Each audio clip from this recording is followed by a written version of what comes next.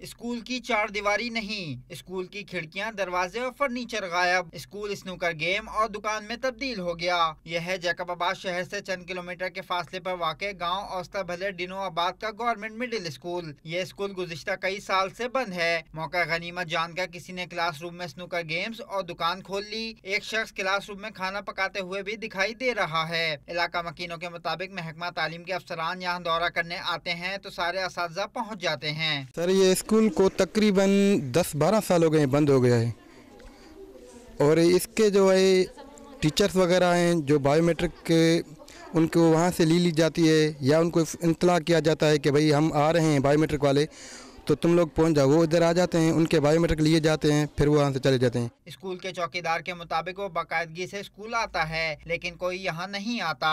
سارا دن میں بیٹھا ہوتا ہوں، کوئی بھی نہیں آتا ہے۔ سارے پوچھتے ہیں کہ بولتے ہیں بھائی یہ کیوں نہیں اسکول کھولتے ہیں؟ بھائی میرے کو کیا پتا، وہ ٹیچروں کو پتا، اس کو ڈی او کو پتا، ایس ڈی او کو پتا، میرے کو کوئی پتا نہیں ہے۔ میں تو ادھر ہی بیٹھا رہتا ہوں۔ اسکول بند ہونے پہ طالبات اور ان کے والدین نے احتجاج بھی کیا لیکن کسی نے کوئی نوٹس نہیں لیا۔ علاقہ مکینوں نے محکمہ تعلیم سے صورتحال کا نوٹس لینے کی اپیل کی ہے۔